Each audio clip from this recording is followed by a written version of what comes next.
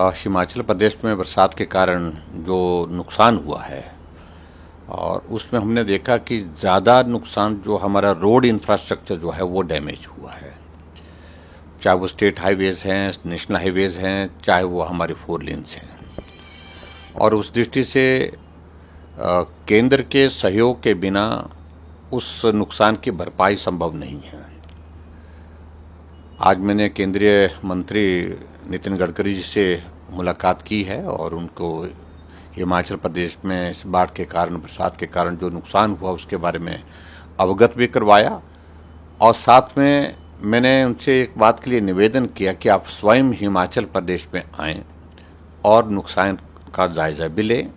और वहाँ कैसे मदद हो सकती है हिमाचल प्रदेश में जो 4 लेन डैमेज हुए हैं, नेशनल हाईवे डैमेज हुए हैं, उनको रिस्टोर कैसे किया जा सकता है, वो सारी चीज़ को लेकर के बेहतर ढंग से अगर मौके पर आएँ तो अच्छा रहेगा।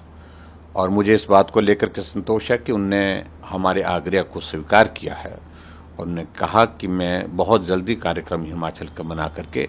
वहाँ की स्थिति को भी देख लूँगा और मौके पर ही हम जा कर के जब सारी स्थिति को देखेंगे तो निर्णय करके आगे कैसे हमने मदद करनी है उसका भी रास्ता।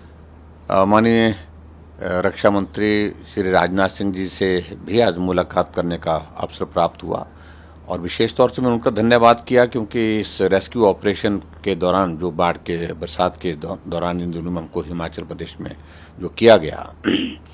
उसमें उनकी बहुत मदद रही है। आर्मी की, सेना के हेलीकॉप्टर उपलब्ध करवाना, ये सारी चीज़ों के लिए तो मैंने उनका धन्यवाद किया है सारी बात के लिए जो मदद हुई है। और शिष्टाचार के नाते भी मुलाकात हुई है और कुछ विषयों पर चर्चा हुई है। सबसे पहले तो मैं आदरणीय प्रधानमंत्री नरेंद्र मोदी जी का, आदरणीय गृह मंत्री अमित भाई जी का और पार्टी के हमारे राष्ट्रीय अध्यक्ष श्री जगत प्रकाश नड्डा जी का आभार व्यक्त करता हूं, जो हिमाचल प्रदेश के सिरमौर जिला के अंतर्गत जो हमारा गिरिपार का इलाका है, वहाँ के भौगोलिक परिस्थितियों को ध्यान में रखते हुए लोगों की एक बहुत लंबे समय से मांग थी, लगभग 55 वर्षों से वो संघर्ष कर रहे थे कि हमको ट्राइबल का दर्जा दिया जाए, क्योंकि उसी के साथ जो उत्तराखंड का हिस्सा पड़ता है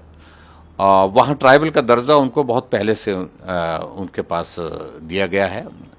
और ऐसे में यहाँ इस क्षेत्र में भी ट्राइबल का दर्जा उनको दिया जाए, इस बात के लिए हम कई वर्षों से लगातार केंद्रीय नेतृत्व के साथ बातचीत करते रहे। और मुझे इस बात को लेकर के संतोष है कि जब ये मामला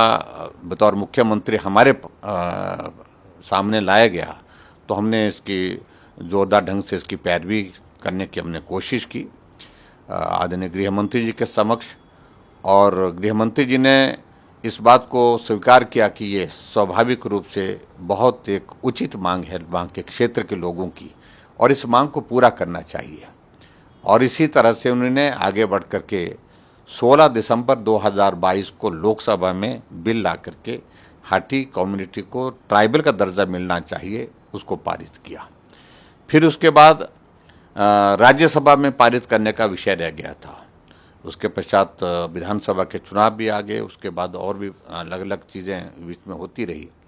लेकिन इस बात को लेकर के हमने लगातार बात की कि ये बिल लोकसभा में पारित हुआ तो राज्यसभा में इसको पारित करने के लिए प्रयत्न किया जाए। और मुझे इस बात की प्रसन्नता कि आज 26 जुलाई 2023 को राज्यसभा में भी ये बिल पारित हुआ और यानी कि कानून बन गया। और निश्चित रूप से हिमाचल प्रदेश के सिरमौर जिला के अंतर्गत लगभग 2.25 लाख लोगों को इसका लाभ होगा।